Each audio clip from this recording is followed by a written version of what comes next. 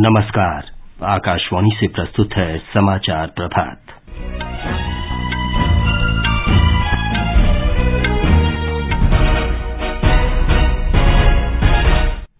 प्रधानमंत्री नरेंद्र मोदी आज नई दिल्ली में आतंकियों के धन आपूर्ति की रोकथाम संबंधी मंत्री स्तरीय सम्मेलन को संबोधित करेंगे।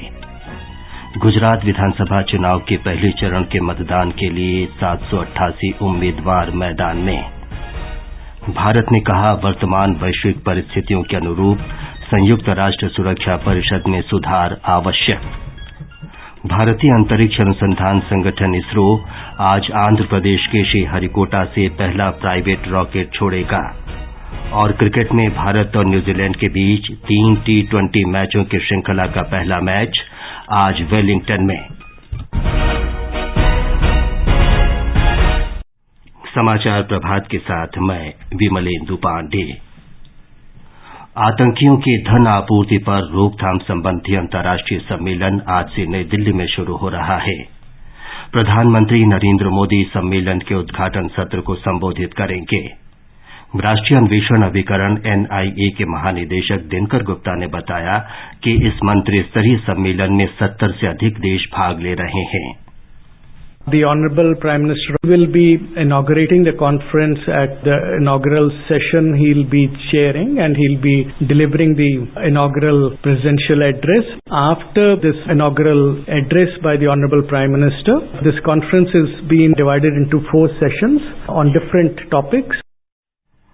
2 दिन के इस सम्मेलन में आतंकियों के वित्तीय सहायता पर रोक लगाने के उपायों पर विचार विमर्श किया जाएगा। इससे आतंकियों के धन के स्रोतों पर रोक लगाने में वैश्विक सहयोग को बढ़ावा मिलेगा। ब्यौरा हमारे संवाददाता से। इस सम्मेलन में विचार विमर्श 4 सत्रों में किया जाएगा। इन सत्रों में आतंकवाद और आतंकवादी वित्त पोषण के वैश्विक रुझानों, आतंकवाद के लिए धन मुहैया कराने के औपचारिक और अनौपचारिक रास्तों, नई तकनीकों और आतंकवादियों को धन की आपूर्ति और इसका मुकाबला करने में आ रही चुनौतियों से निपटने के लिए अंतर्राष्ट्रीय सहयोग पर ध्यान केंद्रित किया जाएगा। आतंकवाद और आतंकवादी वित्त पोषण में रुझान पर पहले सत्र की अध्यक्षता गृह मंत्री अमित शाह करेंगे। इंटरपोल सहित 15 बहुपक्षीय अंतर्राष्ट्रीय संगठन और सभी संबंधित बहुपक्षीय संगठन और हितधारक इस सम्मेलन में शामिल होंगे। इसमें मंत्रियों, बहुपक्षीय संगठनों के प्रमुखों और वित्तीय कार्रवाई बल FATF के प्रतिनिधि मंडलों के प्रमुखों समेत दुनिया भर के 450 प्रतिनिधि भाग लेंगे। सुपर्णा सैकिया की रिपोर्ट के साथ पारस चौहान, आकाशवाणी समाचार, दिल्ली। इस सम्मेलन से पहले कल नई दिल्ली में आयोजित एक सत्र में G20 संगठन के वित्तीय कार्रवाई बल और भारत की प्राथमिकताओं पर चर्चा हुई। वित्तीय कार्रवाई बल के सदस्य देशों के शिष्टमंडलों के अध्यक्ष और भारतीय नियामक और प्रवर्तन एजेंसियों के प्रमुख इस सत्र में उपस्थित थे। इस अवसर पर G20 की भारत की अध्यक्षता के दौरान भ्रष्टाचार निरोधक कार्यबल के लिए भारत की प्राथमिकताओं का उल्लेख किया गया। भ्रष्टाचार और अन्य आर्थिक अपराधों की जांच में अंतर्राष्ट्रीय सहयोग पर चर्चा की गई। सत्र के दौरान धन शोधन और आतंकी ढांचे को धन की आपूर्ति के विरुद्ध भारत की भूमिका की जानकारी भी दी गई। गुजरात में विधानसभा चुनाव के पहले चरण के लिए कुल 788 उम्मीदवार मैदान में हैं। इस चरण में 89 सीटों पर 1 दिसंबर को वोट डाले जाएंगे। इस बीच दूसरे चरण के लिए नामांकन पत्रों की आज जांच होगी। कल तक 1515 उम्मीदवारों ने नामांकन पत्र दाखिल किए थे। 21 नवंबर तक नाम वापस लिए जा सकेंगे। दूसरे चरण के लिए 5 दिसंबर को मतदान होगा। हमारे संवाददाता ने बताया है कि चुनाव में युवा मतदाताओं की भूमिका प्रमुख होगी। चुनाव आयोग द्वारा अधिक से अधिक युवाओं को वोट डालने का अवसर देने के लिए की गई पहल के कारण गुजरात में 11,74,000 से अधिक मतदाता पहली बार मतदान करेंगे। पहले चरण की 89 सीटों में करीब 5,87,000 युवा मतदाता हैं, जबकि दूसरे चरण की 93 सीटों पर भी करीब 5.25 लाख से अधिक युवा मतदाता अपने मताधिकार का इस्तेमाल करेंगे। सबसे अधिक युवा मतदाता सूरत, अहमदाबाद, बनासकांठा, बड़ोदरा और दाहोद में है। सिर्फ सूरत जिले में ही 1 लाख से अधिक युवा मतदाता हैं। सबसे कम 8,680 युवा मतदाता डांग जिले में हैं। गौरतलब है कि चुनाव आयोग ने अब 1 अप्रैल, 1 जुलाई और 1 अक्टूबर को 18 साल पूरे करने वाले युवाओं को भी वोट देने का अधिकार दिया है। अपर्णा खूंट के साथ संजीव शर्मा, आकाशवाणी समाचार, अहमदाबाद। लोकसभा अध्यक्ष ओम बिरला ने कहा है कि भारत का नियंत्रक और महालेखा परीक्षक CAG दुनिया में प्रभावी और प्रतिष्ठित लेखा परीक्षक संस्थानों में शामिल है। नई दिल्ली में कल लेखा परीक्षा दिवस पर ऑडिटर्स सम्मेलन के समापन सत्र में उन्होंने कहा कि संसद और संसदीय समितियों में सीएजी की रिपोर्ट पर चर्चा और परामर्श से देश का लोकतंत्र मजबूत होता है।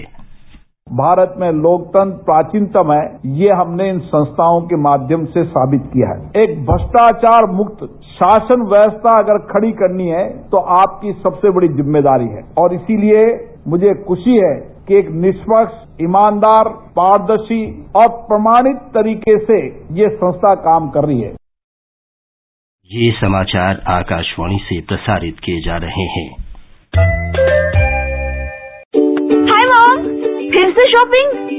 बाबूजी, आपने इसे बिगाड़ के रखा। लिमिट में करो तो कुछ बुरा नहीं होता है। बिना लिमिट शॉपिंग करेगी आपके कार्ड पे एड ऑन जो है। मैंने तो कार्ड पे लिमिट सेट कर दिया। अच्छा, इसके फायदे ये हैं कि रिस्क कम हो जाता है, और अगर फ्रॉड भी हुआ तो तुरंत बैंक को बोल दीजिए नुकसान कम। दादू, नेक्स्ट टाइम ये pink dress. You are the limit. Limit तो सेट है। आरबीआई कहता है जानकार बनिए, सतर्क रहिए।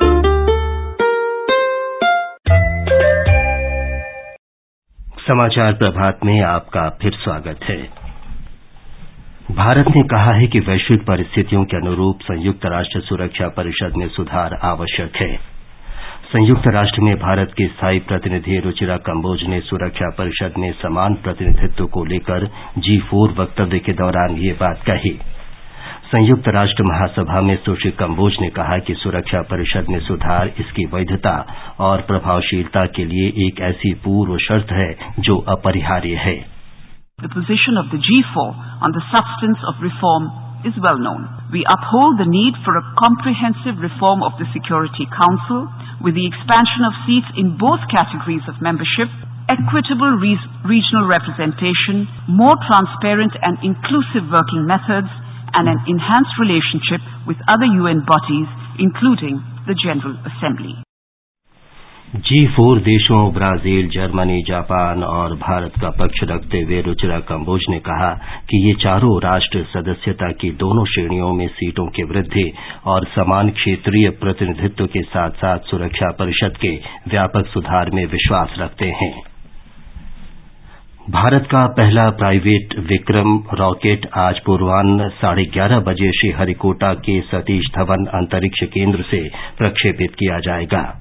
इसके प्रक्षेपण के लिए सभी प्रबंध पूरे कर लिए गए हैं।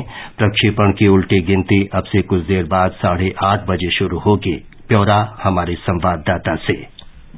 मिशन प्रारंभ में स्पेस किड्स इंडिया, बाजूमक आर्मेनिया और एंड स्पेस टेक इंडिया के लिए 3 पेलोड रहेंगे। गति की तीव्रता और दबाव के माप का डेटा हासिल करने के लिए ये एक चरण वाला रॉकेट सेंसर से लैस है। ये मिशन इसरो के इतिहास में एक मील का पत्थर है। एक गैर सरकारी संस्था startup Skyroot aerospace private limited ने single stage Vikram suborbital rocket को विकसित किया था। 550 किलोग्राम का वजनी ये रॉकेट 101 किलोमीटर की अधिकतम ऊंचाई तक पहुंचेगा। प्रक्षेपण की 300 सेकंड की अवधि के बाद इसके समुद्र में गिरने की उम्मीद है। इन रॉकेटों को न्यूनतम श्रेणी के बुनियादी ढांचे की जरूरत हुआ करती है और इन्हें 24 घंटे के भीतर जोड़कर किसी भी लॉन्च साइट से प्रक्षेपित किया जा सकता है। स्काई रूट अपने लॉन्च के लिए इसरो के साथ समझौता ज्ञापन पर दस्तखत करने वाला पहला स्टार्टअप था। केंद्रीय अंतरिक्ष मंत्री डॉक्टर जितेंद्र सिंह के आज के प्रक्षेपण कार्यक्रम में भाग लेने की संभावना है। विक्रम श्रृंखला का नामकरण भारतीय अंतरिक्ष विज्ञान के जनक डॉक्टर विक्रम साराभाई के नाम पर किया गया। इस रॉकेट को इस तरह डिजाइन किया गया कि अभूतपूर्व बड़े पैमाने पर इसका उत्पादन संभव हो और ये किफायती भी हो। आकाशवाणी समाचार से मुनीश शर्मा। काशी तमिल संगमम कल वाराणसी में शुरू हुआ। प्रधानमंत्री नरेंद्र मोदी कल इस समागम का औपचारिक उद्घाटन करेंगे।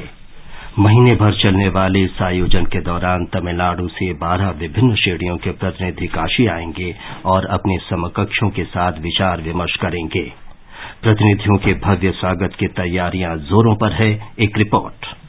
काशिल्य ओंगलल्लारियम वरवैरगिरिम यानी काशी में आपका स्वागत है। और दो प्राचीन संस्कृतियों के समागम के इस अभूतपूर्व आयोजन के लिए काशीवासी पूरी तरह से तैयार हैं। आज रात पहुंचने वाले तमिलनाडु के प्रतिनिधियों का जोरदार स्वागत किया जाएगा और कल होने वाले उद्घाटन समारोह में वो हिस्सा लेंगे। केंद्रीय शिक्षा मंत्री धर्मेंद्र प्रधान सभी तैयारियों का जायजा लेने के लिए कल रात ही वाराणसी पहुंच चुके हैं। काशी की मेयर मृदुला जायसवाल ने आकाशवाणी समाचार से खास बातचीत में कहा कि ये आयोजन दो संस्कृतियों को करीब लाने और सदियों पुराने संबंधों को और विकसित करने में महत्वपूर्ण भूमिका निभाएगा। काशी वासियों का बहुत बड़ा सौभाग्य है कि हमारे तमिल भाई आज जो काशी विश्वनाथ कॉरिडोर की महत्ता उनके लिए है, उनको समझते हुए कि काशी विश्वनाथ बहुत पुरानी संस्कृति से हमारे साथ हैं। वो पहले काशी विश्वनाथ की पूजा करते हैं, फिर उसके बाद रामेश्वरम का दर्शन करने जाते हैं। सुशील चंद्र तिवारी, आकाशवाणी समाचार, वाराणसी।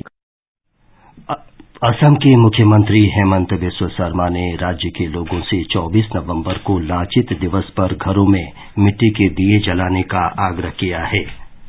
नई दिल्ली में कल श्री शर्मा ने कहा कि लाचित दिवस समारोह राष्ट्रीय राजधानी में 23 से 25 नवंबर तक मनाया जाएगा। असम के वीर योद्धा लाचित बोड़फुकन की जयंती 24 नवंबर को लाचित दिवस के रूप में मनाई जाती है। महाराष्ट्र सरकार ने राज्य के स्वतंत्रता सेनानियों की पेंशन 10,000 रुपए से बढ़ाकर 20,000 रुपए प्रतिमाह करने का निर्णय किया है। इस फैसले से भारत के स्वतंत्रता आंदोलन, मराठवाड़ा मुक्ति संग्राम और गोवा मुक्ति आंदोलन से जुड़े स्वतंत्रता सेनानियों को लाभ पहुंचेगा। उत्तर भारत के कुछ हिस्सों में आने वाले दिनों में ठंड बढ़ने की आशंका है।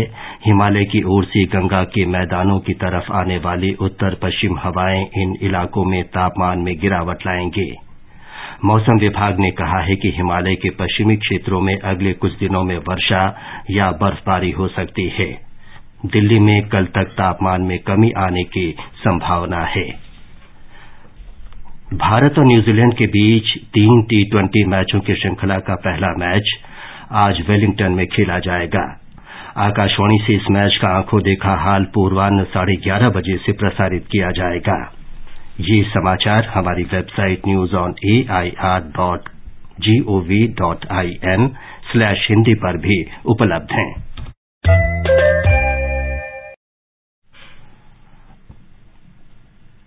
और अब समाचार पत्रों की सुर्खियों के साथ हैं मुकेश कुमार। धन्यवाद विमलेंदु। आतंकी धनापूर्ति निरोधक सम्मेलन को अखबारों ने महत्व दिया है। नवभारत टाइम्स की सुर्खी है, आतंकी फंडिंग पर चर्चा के लिए पाकिस्तान और अफगानिस्तान को न्योता नहीं। दिल्ली में आज से अंतर्राष्ट्रीय सम्मेलन 72 देश ले रहे हैं भाग। राष्ट्रीय सहारा का कहना है, सोशल मीडिया से भी टेरर फंडिंग। राजस्थान पत्रिका लिखता है, आतंकी फंडिंग के खिलाफ दुनिया को एकजुट कर रहा भारत, तलाशी जाएंगी विदेशी फंडिंग की जड़ें। हिंदुस्तान की बड़ी खबर है, राजीव के हत्यारों की रिहाई पर केंद्र सुप्रीम कोर्ट पहुंचा। सरकार ने कहा, हमारा पक्ष सुने बिना दोषियों को छोड़ा गया। 31 साल पहले राजीव गांधी की तमिलनाडु में हत्या कर दी गई थी। अवैध खनन घोटाले में झारखंड के मुख्यमंत्री हेमंत सोरेन की प्रवर्तन निदेशालय की पूछताछ पर जनसत्ता लिखता है, 9.5 घंटे हुई पूछताछ, 1,000 करोड़ रुपए के धन शोधन में 100 सवालों की बनाई गई सूची। दैनिक जागरण ने एक अंतर्राष्ट्रीय शोध के हवाले से लिखा है, तेज संगीत के कारण 1 अरब युवाओं को बहरेपन का खतरा। 24% युवा स्मार्टफोन के साथ हेडफोन के इस्तेमाल में सुरक्षा का नहीं रखते ध्यान।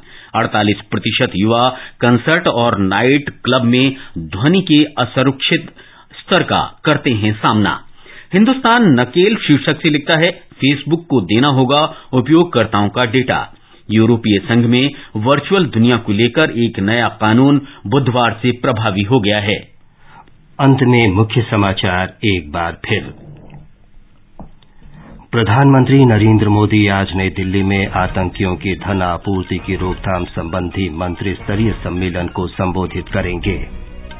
गुजरात विधानसभा चुनाव के पहले चरण के मतदान के लिए 788 उम्मीदवार मैदान में।